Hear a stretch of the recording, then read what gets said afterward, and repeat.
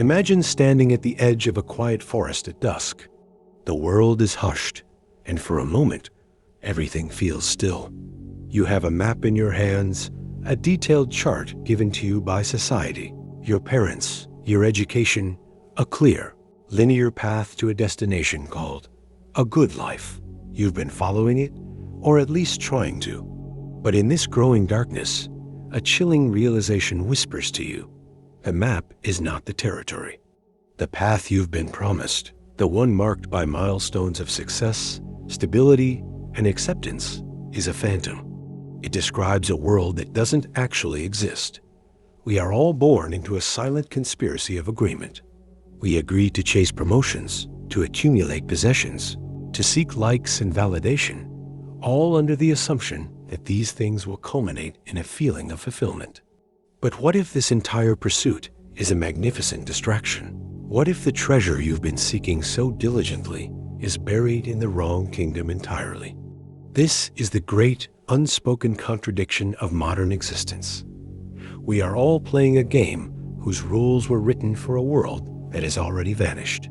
We feel a deep, gnawing tension, a cognitive dissonance, between the life we are told to build and the life we secretly feel pulsing within us. This is not a simple problem of stress or dissatisfaction. This is an existential trap, a gilded cage whose bars are made of other people's expectations. And the first step to freedom is realizing you are inside it.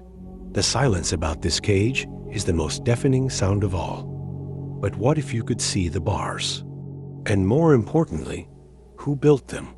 And why were you handed the key without being told what it unlocks? This invisible cage is not a random occurrence. It is the logical output of a system designed for order, not transcendence. Carl Jung named it the persona, the mask we wear to fit into the collective. But this mask, over time, fuses to our skin.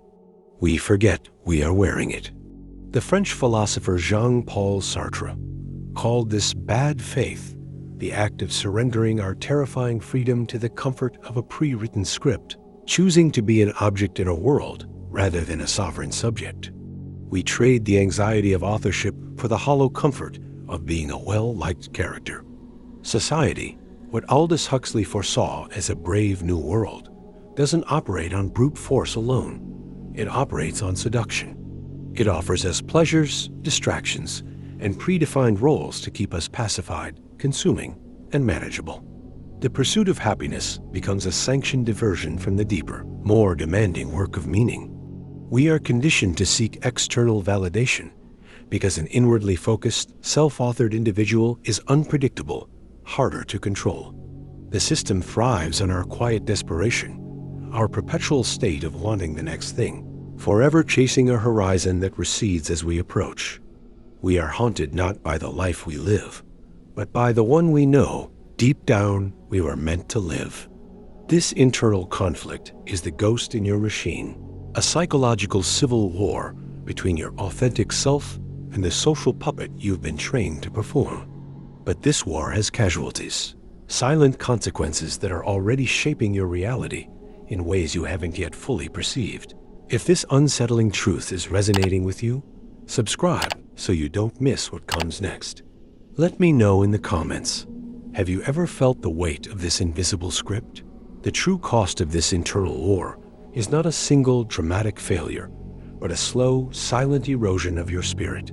You feel it as a chronic background hum of anxiety, the cognitive dissonance of a life misaligned. Your brain, wired to conserve energy, defaults to these well-worn neural pathways of social conformity, creating a perceptual prison. You begin to see only the options the map presents, blind to the vast, uncharted territory beyond its borders. This is the tyranny of the cognitive bias, where confirmation bias locks you into a reality tunnel that constantly reinforces the very cage you inhabit. This silent shaping extends to your most intimate relationships, which become transactional performances rather than genuine connections. You seek partners and friends who validate your persona, who help you uphold the facade, creating a community of mutual, unspoken deception. Your creativity, that raw, untainted expression of your authentic self, is slowly suffocated. replaced by the sterile pursuit of content or productivity. The most profound consequence is a specific type of loneliness, not the loneliness of being alone, but the existential loneliness of being unknown, even to yourself. You become a ghost in your own life, haunting the halls of a house you never truly built. This is the unseen trap, a self-perpetuating cycle where the fear of breaking free only tightens the chains. But what if the key was not a complex tool, but a simple, terrifying, and revolutionary act of rebellion? The rebellion does not begin with a grand external battle, but with a quiet internal insurrection. It starts when you consciously withdraw your consent from the script. This is the radical shift. Fulfillment is not a destination to be reached, but a byproduct of a life lived in alignment with your own deepest nature. The philosopher Friedrich Nietzsche called this embracing your will to power, not a lust for domination over others, but the courage to harness your unique potential and impose your own meaning upon a seemingly indifferent world. It is the ultimate counterintuitive act, to stop chasing happiness and start building meaning. This requires a ruthless audit of your life. Every belief, commitment, and aspiration must be placed on the scales and weighed against a single question. Is this mine, or was it given to me? You must learn the art of deliberate disobedience against the tyranny of the should. Look to the historical examples. Viktor Frankl, who found profound freedom in the depths of a concentration camp by choosing his attitude.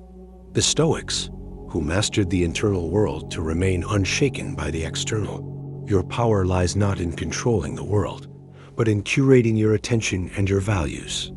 This is how you reclaim your cognitive real estate. You stop performing and start becoming.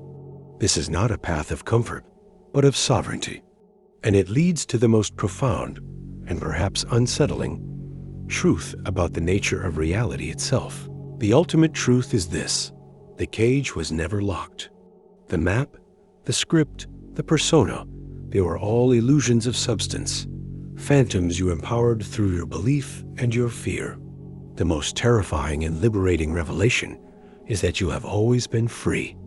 The world you perceive is not a fixed, external reality, but a collaborative dream, a narrative you co-author with every thought you accept and every value you affirm. Your entire life has been a conversation between the conditioned self and the vast, silent awareness that witnesses it all. The rebellion is simply the moment the witness stops identifying with the prisoner. This is the final paradigm shift. You are not a character in the story. You are the consciousness reading the words, the silent space in which the entire drama unfolds. The pursuit, the lack, the yearning, it was all happening within you. When you realize this, the struggle ceases. The external world doesn't change, but your relationship to it transforms utterly. The same life that felt like a trap is now revealed as your creation, your field of expression. You are not a leaf tossed on the river of circumstance, but the river itself.